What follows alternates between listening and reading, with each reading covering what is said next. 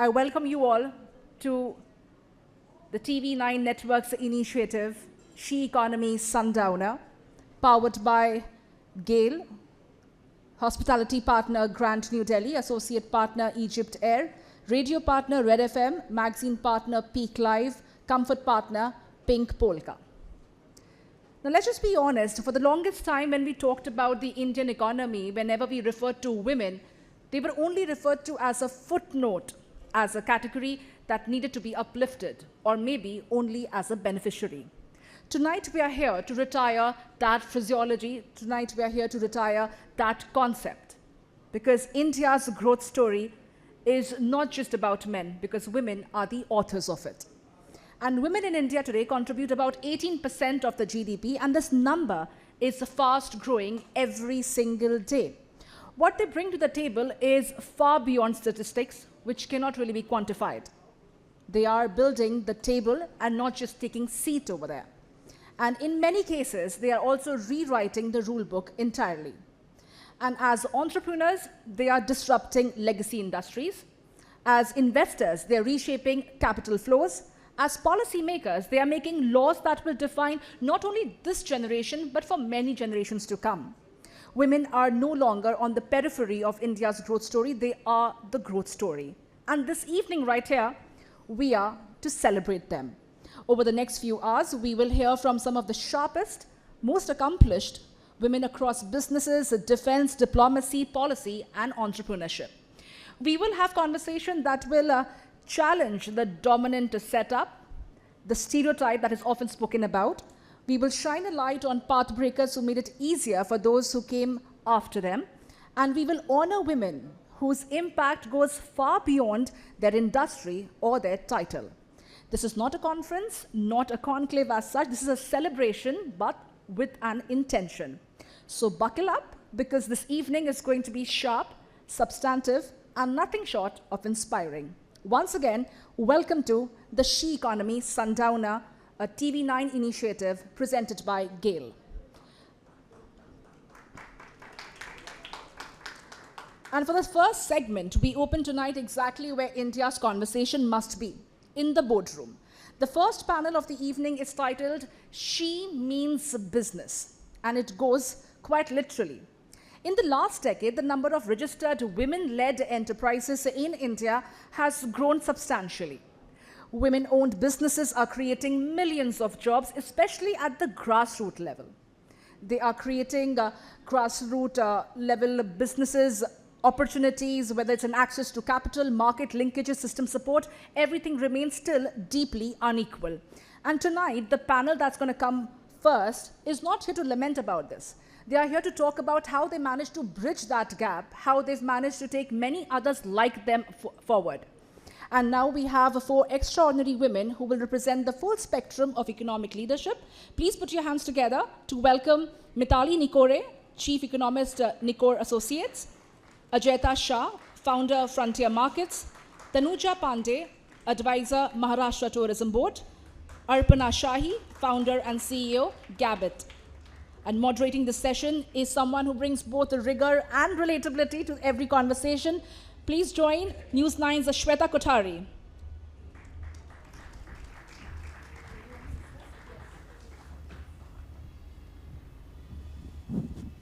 Thank you. Thank you to all the ladies and a few gentlemen who are present here this evening. And good evening, everybody. She means business, and all the women here today mean business. As my colleague pointed out, women-led startups are growing with each passing day. There are about 2.2 crore women-led startups, MSMEs, that were registered in the last couple of years. Yet, funding for women startups is still abysmal. Only about 2.3% of all the VC funding have come women's way.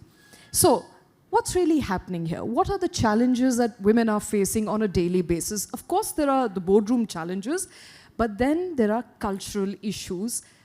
By the way, all of which issues some of these women are successfully navigating on a daily basis. So when she means business, let's understand what business really means to her. Let me start with Mithali Nikore. Mithali, good evening. Thank you very much for being here. Let me start with the fact that you've been on the boardrooms, you've been in the panels in G20, you worked at World Bank for that matter. And at what point in your life, in your career, did you decide, no, I'm going to go solo and start on my own? When did the word women became more than just a policy document for you? So I think, first of all, Shweta, it's so nice to see you in person after all the shows. And Thank also you. Karthik, it's always just nice to see the entire News9 team in person. There are a few times in the year when we get to do that, so thank you so much for having me. And it's also so special to share this panel with Ajayta because we've been friends for so long, and she had already asked me to come here, and she said, then I told her I'm going to surprise you. So very honestly, to your question, it's hard, right? I always call myself, and I'm sure a lot of people identify with this sentiment of being an accidental entrepreneur, where you didn't really plan that you're going to actually start your own business, where you didn't really plan that you're going to go out on your own. You had a different plan for your life, but life had a different plan for you. And to be very honest, in our industry, in the development sector, it's not really normal to have a woman actually leading a policy think tank. How many policy think tanks do we see here in Delhi or even in any other part of the country which actually have a solo woman founder? There are none. And all of the think tanks are, probably they are told, okay, you can take a funding from here, you can take, why don't you talk about the interests of this group? We actually don't take funding from anybody. We do our own analysis, we look at the data, we form our own point of view, and we put it out there. And it's so difficult because in today's economy, where the development sector per se and policy making per se is facing a tough challenge in the time that we are in, and the financials of the sector are under a lot of strain. It was a hard decision, but at the end of the day, you have got to do it because if you want to tell the truth and you want to give a policy perspective to a decision maker, be it in the government, be it in any of our clients that we work with, be it in the media, you have to be independent. You can't then say, no, I take funding from X, but I'm independent. So you can't do that. Okay. So that's how it works. Okay. Ajayta, building frontier markets mean you are literally hitting the ground running. You are going out there where trust and not tech is the currency. So in your assessment, what was that one rejection failure when you decided, I'm not going to sell to women anymore, I'm going to build for women, I'm going to empower women? Thank you for that. I'm just going to ditto what Mithali already said in terms of thanking TV9, and it's nice to be in Delhi after Abu Dhabi. So congratulations for launching this here, which is really important. Let me just also maybe quickly say that I am a solo founder, just to be very clear. And I'm very proud of it because sometimes that's what you need, but I do hear you on your point of the challenge. To answer your question, maybe I'll take a step back and give context, right? So frontier markets today, just so everyone knows, because sometimes everyone thinks, is it an NGO? Is it a social business? Are you doing development? No, we are a hardcore for-profit company that has actually built the largest supply chain platform with rural women at the center, becoming digitally transformed sellers that are providing services to millions of families in this country, where the Samsungs to HPs to Flipkarts to Airtel banks of the world are wanting to see this rural woman as an asset to be needing her to enter rural markets in the country.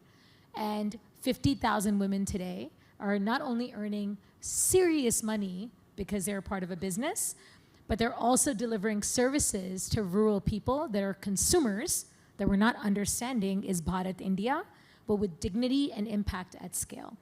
And that has unlocked all these different segments of markets. And I'm saying this to answer your question because when I say these things and we talk about rural India, or we talk about women, everyone goes, hi Toba, how are you saying these things? Aren't they bicharis? Isn't it about Nari Shakti? Isn't it Vikshit Bharat? Isn't it about, like, no. It's about the fact that this is a marketplace. These are women and they're assets. And the fact is, if you invest in them in the right way, they become talwar. So when did I make that choice? The longest time over the last 20 years of what I've seen is every time we were creating livelihoods for women or wanting to create opportunities for women in rural India, we said, कि है ना इसको बिचारी को कुछ काम दे दो, give her something to work on. वो है ना खाना बनाती है, इसको पापड़ बनवा दो. Oh, na, let's sell it on Amazon. वो है ना अचार बनानी है, let's make an entire market around it. That is bakwas. Acha, you know how to make kapda? Let's make all of you become tailors in the entire country. There's no market to buy it, but let's make it happen. So this is not the way you should see women.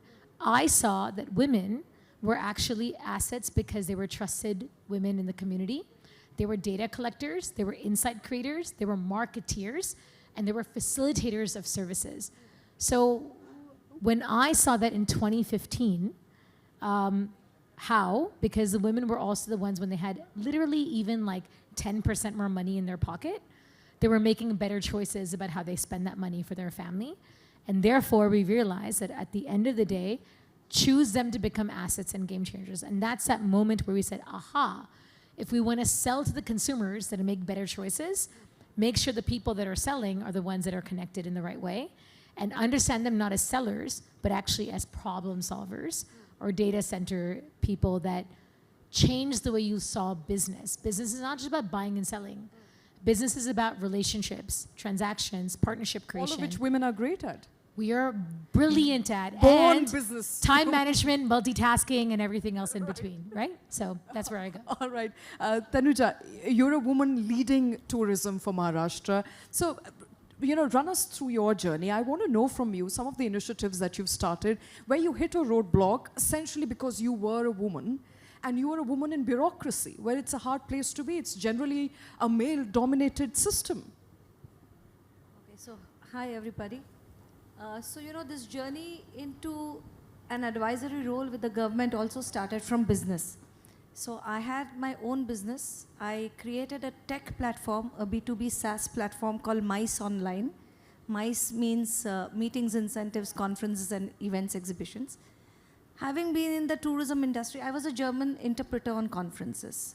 I am a IAS dropout, okay? But today I have come back into the field advising the IAS officers and the government. But the journey started some 30 years ago. Tourism was an accident, but I loved it so much that I decided that this is where I want to be. So when I created this platform called MICE Online, it was all set for takeoff. People told me that this is not going to work. Booking flight tickets and all is fine, but who's going to book 100, 200, 500, 1,000 people conference with you? So that's how it started.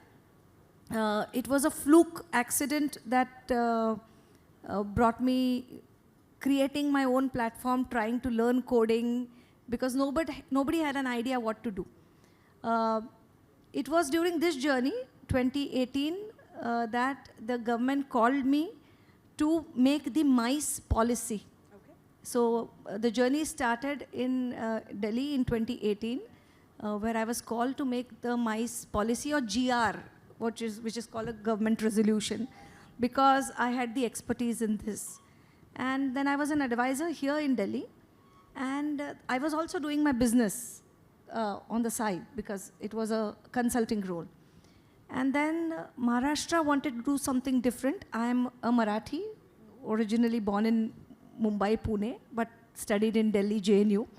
So what happened was the government called me saying that we want to form a convention bureau. Can you help us? And that's how I shifted to Mumbai last year and came on the panel of Maharashtra government. It is tough. What I don't like about my role is I have to de-glamorize myself and go into a sarkari office. I can't look nice. Jokes apart. But yes, I mean, it is a challenge because you're surrounded by people who, number one, do not know what exactly I'm trying to do. Okay. Initially, the first 4 months were very difficult, And I had to forget that I have been a successful entrepreneur. I have been someone. If you Google my name, something comes up. All that does not matter in the government. Thankfully, today, we have some really great IS officers who understand and value. So, not all government work is like, yahan kuch nahi hota. In fact, it's the other way around. I am in the office till 6:30 because something or the others is always happening. So things are changing for the good, but my perspective is that everybody, sits on the fence and keeps saying that ye nahi hota, association say government ye nahi karti, ye nahi hota, but there's nobody who's coming from the outside into the inside trying to tell them how things should work. And I think I took that leap of faith, and I'm quite happy that I'm managing both together. Wonderful to hear that. Aparna is also a co-founder, and she's in a very competitive wearable business. Aparna, talk to us about your journey, but talk to us more importantly on how difficult it was to be a woman and to be taken seriously by investors. Hi, great to be here. Lovely evening with, amazing set of women in one room. So I'm Arpana Shahi. I'm the founder of Gabbit. If some of you know of the Smart Ring, that's me. We started this as a mission to add healthy years to people's life. That was where the thought started. And then we realized the way we want to do it is to create a longevity ecosystem where we give you products and services that are very easy and seamless to integrate into your lifestyle. So Smart Ring being one of the products, it's very easy to put on, and you start all of a sudden getting so much more aware of what are your health patterns, what's missing, what's working for you.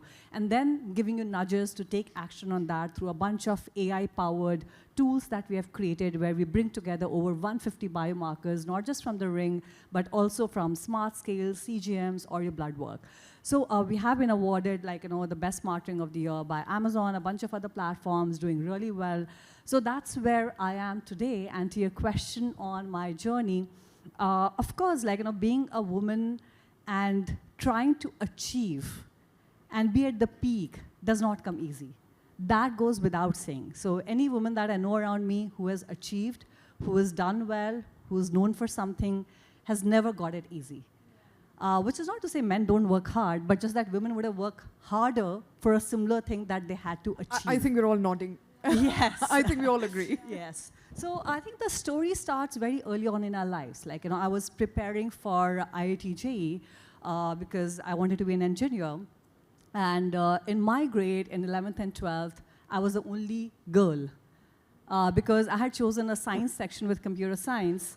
And there was, there's a funny story. The first day I looked at the class list. I was like, okay, there's at least one other girl, Ritu. And I entered the room and I realized Ritu is a guy and not a girl.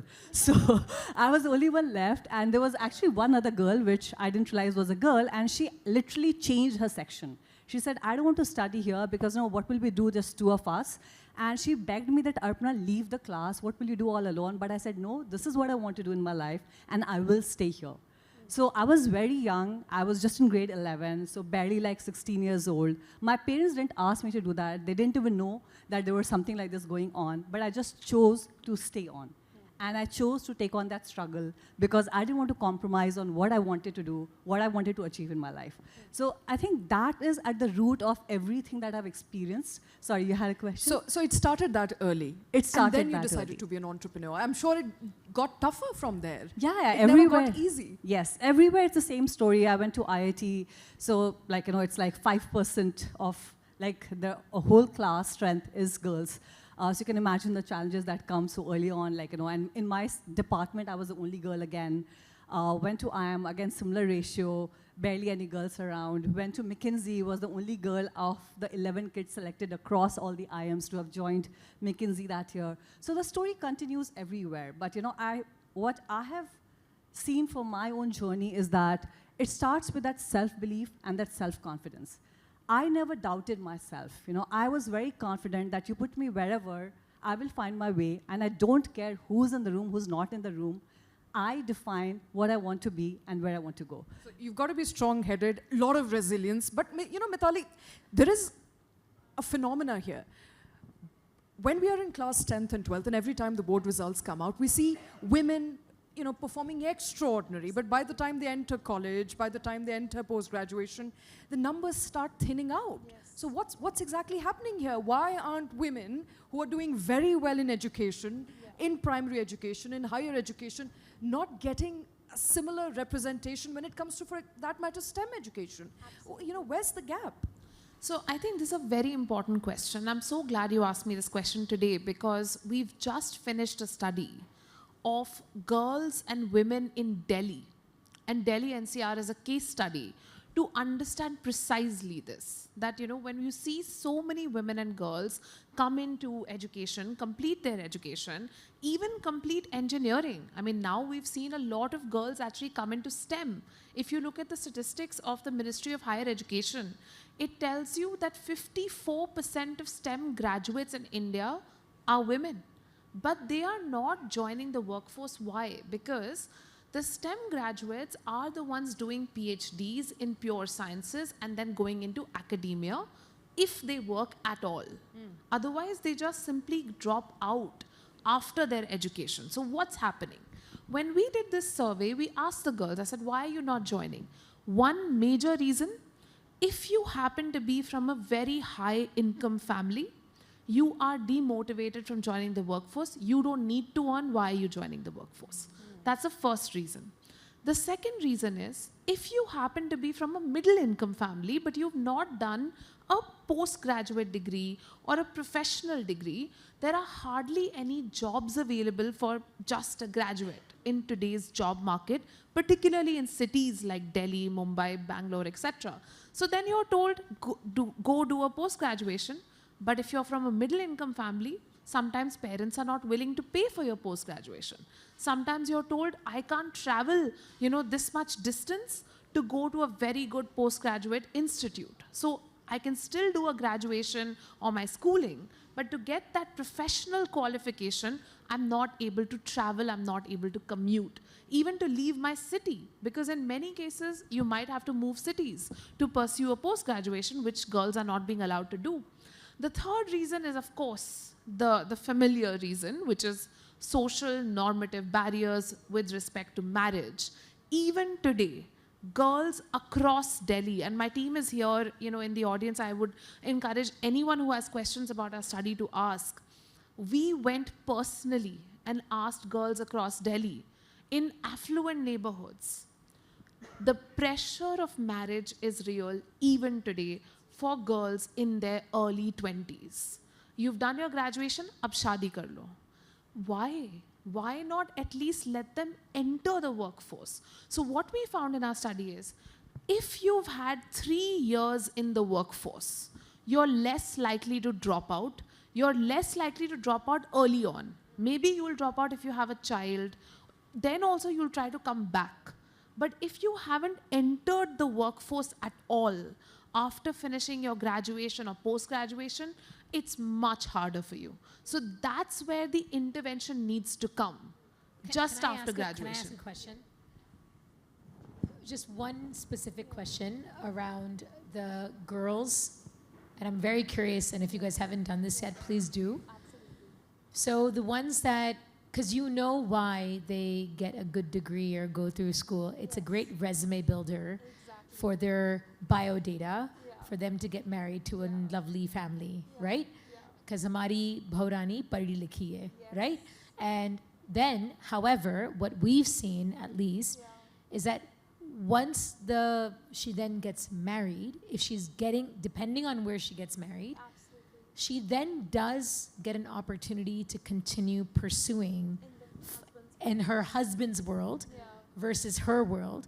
And I'm just so curious if you can do a 2.0 study on that to see how many of them that actually then drop out to get married, but then how many of them are actually pursuing and then becoming dual income, especially in an urban context, right? Because I've seen this a lot, at least in Jaipur, Lucknow, and other, let's say, smaller cities, where it's like more middle class. But it'd be very, I'm just curious, No, right? absolutely. to I'm see. so excited, Ajayata, we have to do this. I'm just saying, like, it's a very interesting. I would be it's an curious to know too, interesting- right? 100%. But can we therefore say, Tanuja, that the ecosystem is not supportive of us? Regardless of all the policy documents that we keep talking about, government initiative, Beti Padhao, Beti Bachao, so on and so forth, for some reason it still feels like we haven't empowered women at the core. I actually beg to differ on this. Maybe it's something cultural or how I've grown up. I have also had an army background. I come from a place called Pune. I think a woman has always been empowered. And I think every woman, whether it's our grandmother or mother, every woman is a businesswoman at heart. I have seen my mom earning something like 1,000 rupees salary way back when I was in 4th or 5th standard. And out of that 1,000 rupees, she used to manage groceries, she used to manage our education, she used to manage our, any extra picnics that we had to do. I grew up in a very middle class family. Still, the way my mom has managed funds and house, the way my grandmother probably managed, I think every woman is a born entrepreneur. She manages the house. That's the biggest business. Why are we getting into these cliches ki, a woman is held back? I think it all depends on the culture and the background that they grow. No matter how many policies that you can make, it is how you grew up, where you grew up, what is your conditioning. That is also a very decisive factor. When I came to Delhi in '93, I was the only girl to step out for education to JNU, that too in Delhi from Pune. There were 100 people who had come to see me off at the railway station. People didn't know what was going around. It was almost like I had joined politics at the age of so many people, one person going and, 100 people to see you off. But what I'm coming back to is, I feel this trend, I think your survey, if you go a little bit towards south, your survey will be different. I have seen women, after marriage, I have seen families being encouraged, encouraging girls to further study, work. So, I think... So it's a cultural problem. You're saying it's not a cultural problem, and a but regional yes, issue. in the north, this particular aspect is higher. As you go Madhya Pradesh, Maharashtra, and down south, trends change. Trend changes. I think I have a different perspective. I have a different perspective. Yeah. Hello? Yeah. I have a slightly different perspective. While I do agree that, we are moving in the right direction, and I do agree that fundamentally women are really strong, but I also feel there are these structural kind of like hurdles that they face along the way. And that is not just at the kind of like, level which is at the grassroots level or for the underprivileged women, even for those who are privileged. Just to give you a few examples, like, from my journey, like you had asked, like, at McKinsey, when I was working there, of the 150 odd consultants, when I had joined McKinsey, there were only 2 who were partners. And both of them, one of them had chosen not to marry, and one of them had chosen not to have kids. And I was just married, and I was thinking of what my life would look like. Now, where are the role models for me to kind of plan around? And why did that happen? Because structurally, a place which is very demanding, which requires a lot of travel, it's very difficult to have a family, have a baby, and be in a place like that. And there are many jobs like that where structurally, there isn't enough flexibility around, when a woman is going through that phase in her life and she wants to, have a baby, start a family. How are you supporting that? What is the flexibility around that? What's the childcare policy around it? And how are you not penalizing a woman? Forget about a place like McKinsey, in a normal workplace. How are you not penalizing a woman who, let's say, took a break because of her child and now wants to come back in the workflows? Yeah. That is very, very challenging even today. So can I jump in and maybe give a holistic perspective 100%. in 2 ways? And I also want your perspective when it comes to rural India, because I think the we'll go into rural, but I want to put my investor hat on for a second. I want to put my corporate hat on for a second, and I want to put in my philanthropist hat on a second also. So we will talk about rural India for sure, but just in this context, on a policy level as well, because I mentor about 100 startups, right, in the country, and as an investor, I've seen this space in a really interesting evolution. So I think and it's important, especially in this space, we don't make everything a woman's problem, but we have to also understand that there's an ecosystem reality. So for example, kids that are graduating from STEM or undergrads, especially Gen Z, girl or boy, are having challenges getting jobs right now. Right? It's a separate challenge. And I'm just saying, because sometimes we kind of bleed it saying it's only a girl challenge. It's not. It's actually a holistic challenge, and we have to be very cognizant of this. That's number one. Number two, I would also say that ultimately, when I think about, to your point about policy versus culture versus reality, is that on a policy perspective for the startup ecosystem, and I really do want to endorse this country has never done a better, like this country is one of the best when it comes to creating an ecosystem for entrepreneurship in a way that, frankly speaking, has not been done before, and that too promoting women, right? Whether it's gem portals, whether it's startup, I mean, I'm a part of that entire infra of developing it, so I'm gonna back it, because it's real.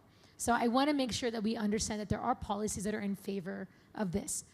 Now coming into the challenges, to the point that you're making, which I think is very valid, is that where we are struggling is around unpaid work, right? It's around house care.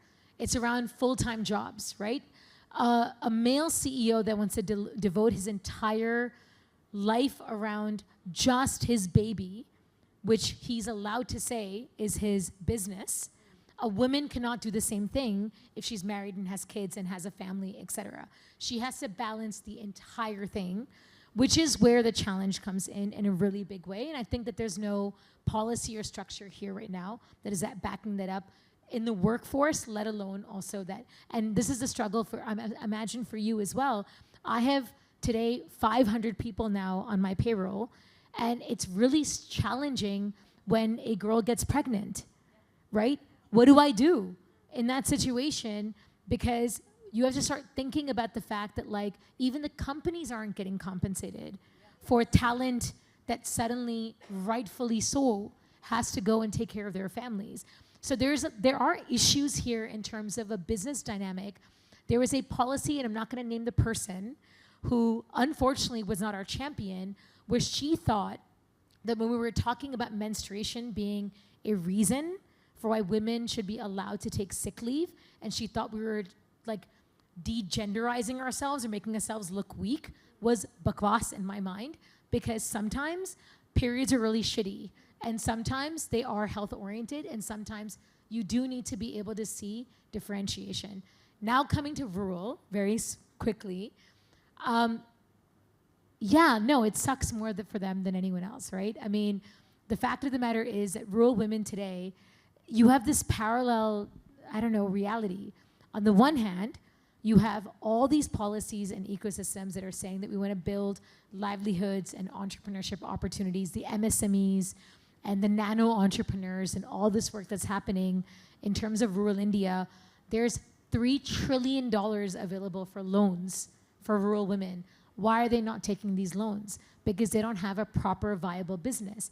The gaps for women in this segment is digital barriers, capacity building, market linkages, right fitment, but also they are still supposed to take care of their kheti, their children, their saas, their dud husband, and whether it's South India or North India, I'll tell you, I worked in South India for a very long time.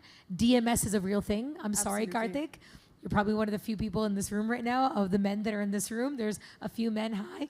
But like, we used to call it dud male syndrome, right? Because they were men that literally did not do anything, but they were seen as the kings of the world. So how do you navigate all of that? It is challenging. But one thing I want to put in full circle is it's also what makes us powerful, right? We ultimately are resilient in the way that we navigate. I think rural women for me have always been my inspiration for this reason. These women are talwars because they know how to navigate any chaos. What can we do to bring collectivity or connectivity? Absolutely. Ecosystem, capacity building, cheap funding, keyword, and also access to network. Okay, thank you very much for summing that up. I'm completely out of time, but I have to take one question from each of you, and that is solely to do with the challenges that Ajayata has talked about as an investor, and also the challenges of rural women, regardless of geography, remain the same. Aparna, in your assessment, what are some of the biggest challenges that women in business are facing today? There's a huge bias when you look at a woman, because you're not looking at that person as an entrepreneur, but you're looking at that person as someone who manages home and family. So I have been asked the question in an investor discussion, but what if you decide to have a second child? So, you know, like, people are not looking at you for who you are and what you bring to the table, but what your other responsibilities are. Similarly, when it comes to hiring, it's the same bias that exists today. And I know that for a fact, because I have a big community of, like, you know, other founders and entrepreneurs and CXOs that I speak to. The bigger organizations who have, like, a lot of budget, they won't think about it. But all these startups, they would think of, oh, this is a girl who's just gotten married. There's a high likelihood she's going to, like, you know, start a family. So let's and not, what happens then? Yeah, so let's not just, like, you know, get her in the process. So the resumes are, like, you know, filtered out like that. Absolutely. And that's a huge structural bias against women. And I think, like, you know, unless we fix that in a structural way, the opportunities won't be structurally, equal. I think, Mithali, we're still dealing with the basics here. You know, we're dealing with what happens if this woman, you know, drops out of the workforce, Exactly. who do we hire, what happens to our output then. So while we talk about, you know, big policy initiatives, we are dealing with very basics here. Childcare, women who are likely to get married, take some time off, likely to have a kid, take some time off, and corporates are still not hiring enough women for that matter. See, the thing is, the way we are designing our solutions also is not taking markets into account. So a lot of times when, say, for example, even the government, and I've been with, you know, a number of the ministries while advising on this, they get a feedback, you know what, we need 6-month maternity leave. Sure, for women's health, we need 6 to 8 months, or maybe even more than that. But does the cost of that leave have to be put onto the company, especially onto a startup or an MSME, which is already struggling with working capital?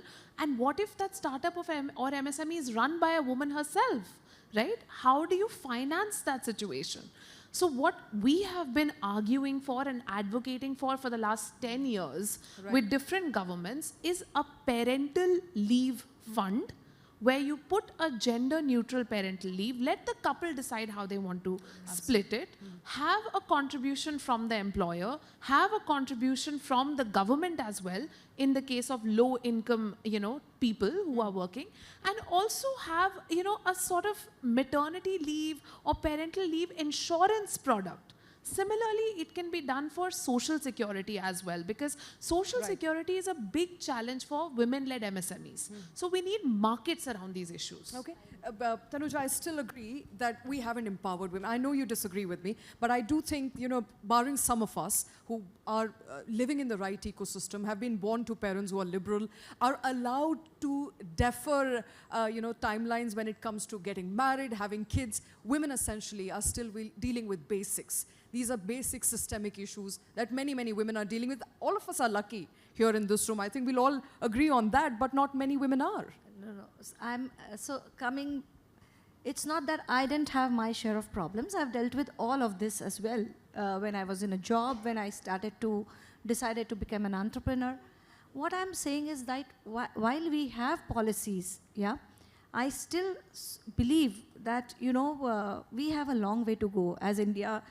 In Maharashtra tourism, I can tell you for sure that we have certain schemes and policies which empower rural women more than the urban women, okay? And I still really feel that the rural women are more empowered, They are.